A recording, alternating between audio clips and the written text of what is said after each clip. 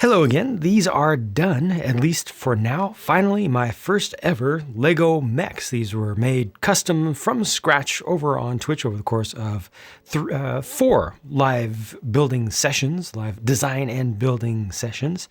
And 2 of them are supposed to be identical. There is the slightest, most insignificant difference between them, but I'll be taking one of those out. And then the others have their differences and specializations. For a lot of people see suggestions or notes of things from, or similarities to things from Titanfall, from Halo, from James Cameron's Avatar, all sorts of things. But ultimately, these were inspired by my recent delving into the world of Gundam model building, and especially just learning about how much articulation is possible from a small, buildable plastic model. And so each of these started out as just a simple skeletal frame and then was built up with some musculature and the bodies. The main thing that influenced the overall design, the overall final aesthetic design, was my decision to use this specific piece, the specific shape for the canopies, because I got a bunch of these in this color the first time we've gotten them in a nice, usable, generic enough, transparent color in a bricklink or bricks and pieces order not too long ago.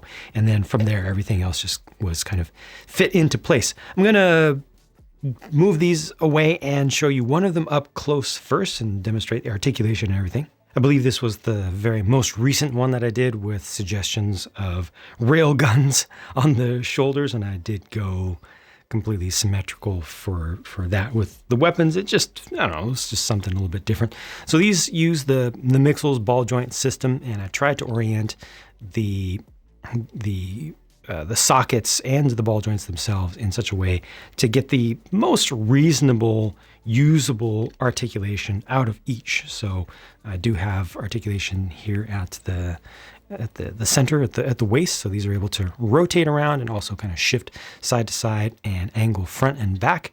Then the legs are able to fully go back like so and go fully forward, and I have enough range of motion to go not quite 90 degrees right there at the knees, but close enough for comfort and plenty of room at the ankles. The feet are a little bit on the simple side, but that's because I had a goal with these, a little late stretch goal, being able to bend the toes, and these are actually able to stand on their toes. There's plenty of friction to hold up the weight, the full weight of the body, so I can get this without too much difficulty into a moving looking pose. And I'll just get that to stand on the toes. Hopefully I can do that. Yeah, there we go.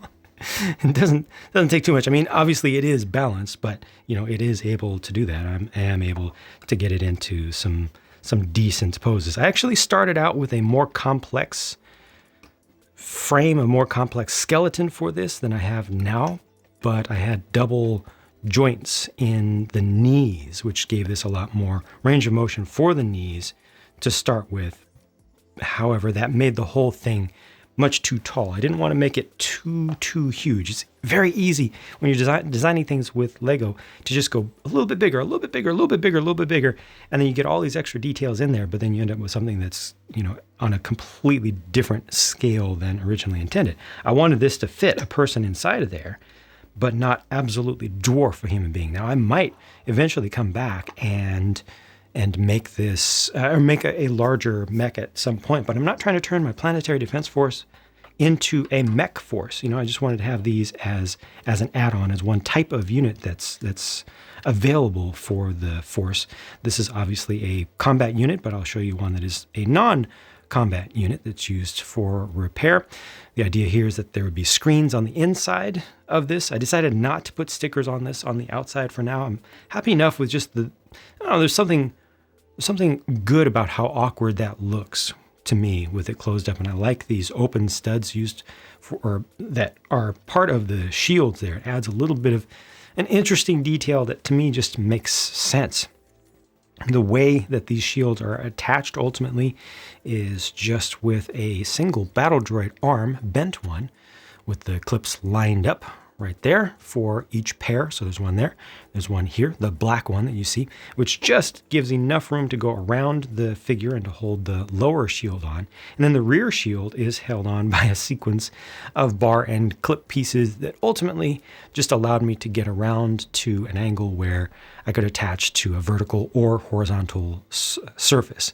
So right back behind here, those stud pieces with the bar that sticks out horizontally, and those are mounted on their sides onto the back of the whole thing. Ultimately, the core of the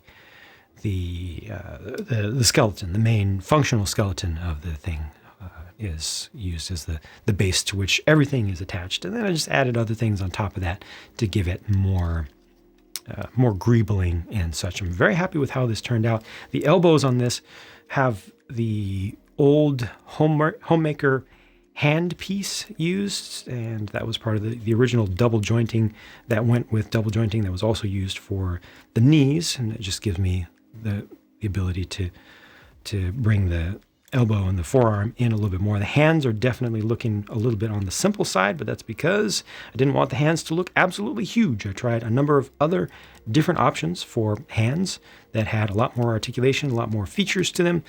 I wanted to be able to reach across the torso. It's something I'm always asking for LEGO official mechs to be able to do, so I had to be sure to get that into mine. It's just an important thing to me personally. But ultimately, other designs of hands just looked way too big and looked just silly, and I didn't like them. I tried quite a number of different options live for everybody to see, and just settled on this as by far my favorite of the options that I did try. Let me switch you over. So obviously these are on ball joints. They can angle up and down a little bit, but let me switch you over to a more interesting one, because this one, not only can you see inside of, but it's got more color on it. This is intended to be a utility mech. This one in particular ended up being specialized for hull plate repair. So this would be an EVA suit. I probably should add some more obvious suggestions of thrusters on this. I did not want to take it in the direction of traditional Japanese space mecha stuff like Gundams, where he's got tons and tons of boosters and just keep adding and adding and adding. Again, wanted to keep things nice and small. So for right now, you kind of have to imagine that there are small RCS thrusters on this, and it's not intended to go fast because it's just intended to go out to the outside of a ship in orbit or in space and cut off a hull plate that's been damaged and put on a new one. So over here I got the saw, and that's built up with one of the old minifig scaled bionicle accessory pieces, weapon pieces, and this is it's just again attached to the shoulder so the hands are still able to work. This is able to extend out like so. So you get some range on the thing, and a suggestion of a little guard there. And I figured, just because there is an open stud at the end of this, I figured that lubricant would be, or lubricant / coolant would be emitted from there for high speed cutting purposes. But yeah, it's wanted to come up with an arm that looked strong enough, but that wouldn't take over the whole thing, that wouldn't become too ridiculously huge, but also that would not look too skinny at the same time. So I don't know what this power unit or what this here in particular is doing. Maybe that's an auxiliary hydraulic cooling unit or something. I don't know exactly what it's for, but I wanted to put something extra on the back there, and ultimately this is able to just fold up when it's not in use, so it gets in a little bit closer, and the arms can still be used, different color used for the hands because they're, I don't know, just to make it stand out a little bit more. And then on the other side, it just has what's supposed to be a welding wand of some sort. Looks like the basis of a flamethrower more than anything, but I'm kind of happy with how it ended up looking. It's not perfect, that's for sure. I could probably make it look more like things that people would be more used to, that would make more sense to more people. But I just grabbed pieces and started putting stuff together and came up with an overall shape that I was happy with. And I was mostly, honestly, at this point, when I was adding on the accessories, I was more looking at the pieces than anything. It was more the individual pieces and individual techniques to get those pieces attached to this frame in a way that would feel right as attachments like to a skid steer loader or something in real life today on Earth. You know, you have a basic frame or a couple variations of that with the clear, basic, lightweight, easy, direct visual visibility canopy, or then you've got the more armored up version, which has the screens on the inside, and you know, it's the gray canopy version like that, and it would probably have more armor on the entire thing. But ultimately, at the core, this is the same mech as the combat ones. When I first started making this utility one, I added some things onto the hip right here, because these are attachment points that are usable for customization. And I added on a couple of extra, it had just come off part way because I, not too long ago, took off what I had added onto that. A couple of extra arms. So I was thinking for affixing new hull plates or taking existing ones off after they were being cut, I could have a couple extra arms. And they actually did extend out in the front, not quite as beefy as the standard ones here. But I ended up just not liking how much bulk that added, how much complexity it added, how much they got in the way of the articulation of just regular stuff. Because I want to be able to show these kind of walking around, you know, my base if necessary. But ultimately, this one, stuff kind of folds away. I might add a little bit more color to it eventually, but for now, I'm happy with it. Oh yeah, I also might add some suggestions of additional maneuvering thrusters, since this is going to work in an EVA sort of situation. But then finally, I'll just take us back to my basic combat unit, of which I made 2. And just to recap what that looks like with 2 different types of weapons up here. I would assume that one of those would be a projectile weapon, and the other one would be a beam or energy based weapon. So it's got 2 in one unit, and then over here is a sensor stock. So this would just have various sensors and targeting related devices inside of it. And you got a little bit of articulation over here. It's actually not supposed to be able to move the shoulder forward and back right there. That's just some incidental extra articulation, not by design, but this is able to get the movement of the shoulder in and out. Not so much from the shoulder joint, but more from the elbow joint. So that, again, relies on the double jointing there, so this can reach all the way across in various ways.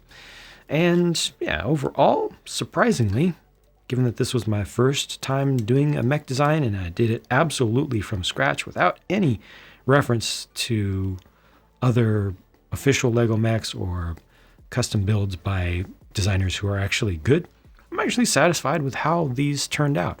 And the fact that I was able to make a few different versions the way that I wanted to, in a way that made sense to me in universe, where things kind of just plug on. You know, I've got some locations, some hard points where things can be just connected on with joints or in static positions that just feel good to me and make sense. And these have enough strength to them. They're not falling apart every 5 seconds. They're not the most durable things. They're definitely not designed to be as playable as a Lego 6+ mech or something like that. You know, they're definitely more models than toys, but they keep themselves together decently well enough. As my Planetary Defense Force base itself is still a work in progress, these will just be sat over there, and they'll be, just kind of hanging around, just like all the troops that have been around and some of the other vehicles that are older, a few more of which will be at least updated.